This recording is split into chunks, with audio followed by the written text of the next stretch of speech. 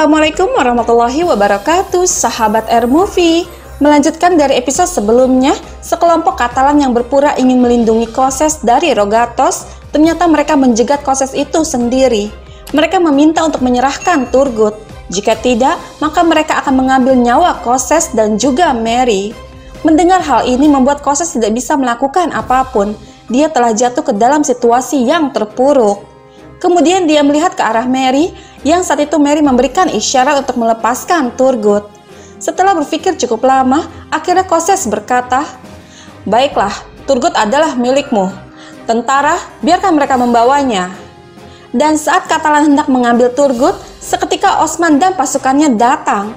Melihat itu jelas membuat mereka semua terkejut, namun suatu harapan bagi Turgut untuk bisa bebas. Tanpa pikir lama, Anselmo memerintahkan kelompoknya untuk menyerang, dan pertarungan pun terjadi di sana. Turgut yang terus berusaha melepaskan ikatan di tangannya akhirnya berhasil. Kemudian dia pun langsung menyerang tentara yang ada di hadapannya dan pergi melarikan diri. Melihat itu membuat Anselmo sangat kesal, kemudian memerintahkan kelompoknya untuk mengejar Turgut. Tidak hanya itu, Osman juga memerintahkan Alpennya untuk ikut mengejar mereka. Turgut terus berlari, namun karena kondisinya yang lemah, dia pun terjatuh dan kemudian dibawa pergi oleh Katalan tersebut. Tidak lama Osman datang, namun dia terlambat, dan tanpa pikir panjang, Osman dan pasukan Alpennya langsung menghabisi semua Katalan yang ada di hadapan mereka. Kemudian berkata, "Mereka membuat kita lebih marah dengan melarikan diri." Lalu Boran bertanya, "Apa yang harus kita lakukan sekarang, Beim?" Dan Osman menjawab, "Kita tahu kemana mereka membawa Turgut, Bey." Kemudian mereka pun pergi untuk mencari. Sahabat kita beralih sejenak ke kamp pengembara, tepatnya di tenda penyimpanan karpet. Mengetahui bahwa kondisi semua karpet telah hancur oleh cairan tinta, membuat Gonca sangat menyesal. Dia berkata, "Ya Allah, apa yang harus aku katakan kepada Bala Hatun?" Tidak lama Bala dan Malun datang memasuki tenda. Melihat yang terjadi, membuat mereka kaget dan serasa tidak percaya. Kemudian Bala berkata, "Gonca, apa yang terjadi? Apa yang terjadi dengan karpet-karpet ini?" Namun Gonca hanya terdiam. Lalu Malun berkata, "Apa yang terjadi, Hatun? Siapa yang melakukan ini?" Bala juga mengatakan, "Katakan padaku, bagaimana ini terjadi?" Dan Gonca menjawab, "Kami tidak tahu, Bala. Tidak ada yang melihat siapa yang melakukannya." Seketika Bala berkata, "Aku bertanya padamu, Gonca. Kami mempercayakan karpet ini padamu, dan hari ini waktunya untuk karavan. Bukankah aku menyuruhmu untuk mengawasinya? Begitukah caramu melakukan tugasmu?" Dengan gemetar, Gonca menjawab, "Bala, itu terjadi tadi malam.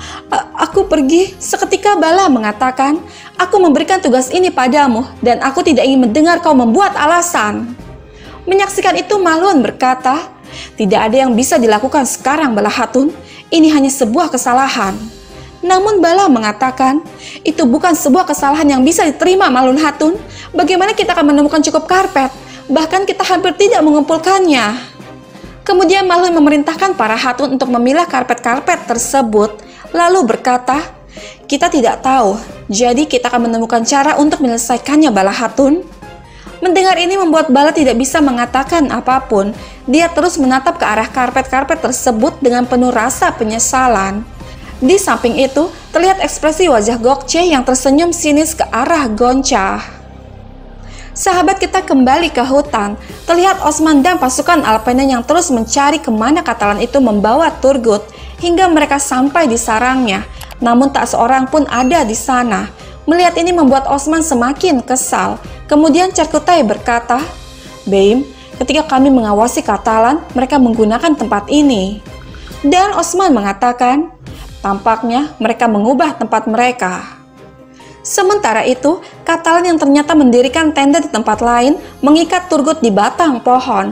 Kemudian Anselmo berkata kepada salah satu anak buahnya, "Osman tidak akan membiarkan kita pergi, karena kita memiliki harta, yaitu Turgut, dan dia bisa melakukan apa saja." Lalu anak buahnya mengatakan, "Ya, kau benar, Tuan Anselmo, tapi dia tidak akan pernah bisa menemukan kita di sini." Kemudian mereka pun tersenyum melihat ke arah Turgut yang masih tidak sadarkan diri. Beberapa saat kemudian, di kamp pengembara, Komar Abdal memasuki tenda Gregor. Melihat luka di tangannya, Komar Abdal bertanya, "Luka ini terbuka, katakan padaku, bagaimana ini terjadi?" Dan Andreas menjawab, "Ini terjadi ketika kami melarikan diri, dan itu setelah Tuan terjatuh." Mendengar ini, Komar Abdal berkata, "Aku melihat banyak orang yang jatuh, tapi luka mereka berbeda." Kemudian dia pun berusaha untuk mengobati luka Gregor. Di sisi lain, Osman berkata, "Anjing itu bernama Anselmo. Jika dia adalah pria Koses, maka dia tidak akan menghunus pedangnya ke arah Koses."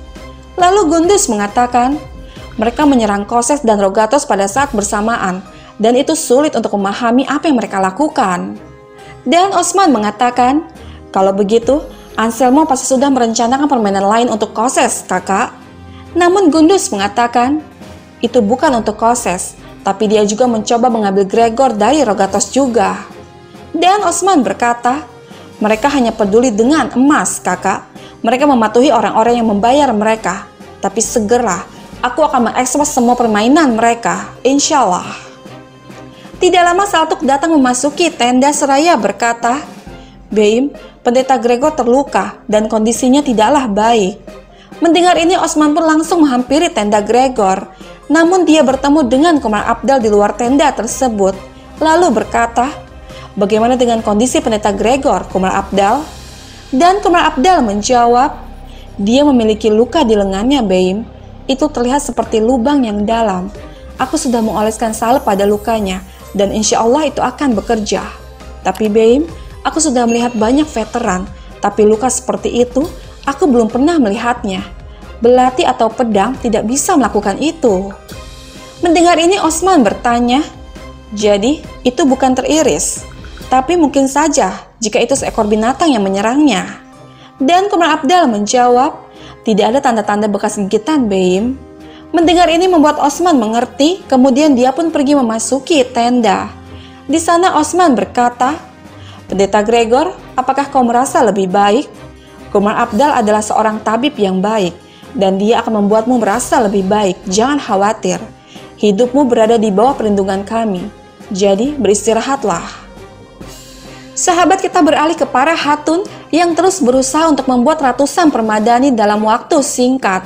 Di sana Mahlun berkata, "Kalian datang ke sini seperti yang kami minta. Terima kasih, Hatunlers. Kami memiliki masalah pada awalnya, tapi kita akan mengatasi hal itu. Insya Allah. Sekarang, apa yang aku minta dari kalian adalah untuk menunjukkan kepada semua orang betapa terampilnya Hatun dari Kizilbioglu. Jika semua orang menyukai permadani kita, maka kita akan mendapatkan lebih banyak lagi perdagangan, dan suku kita akan makmur. Aku percaya penuh pada kalian, jadi jangan mengecewakanku." Ya, baiklah, semoga pekerjaan kalian mudah.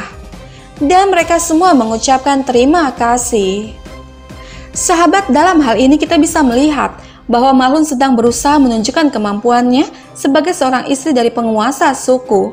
Dia bahkan memasukkan banyak Hatun dari Kizil untuk mempekerjakan mereka.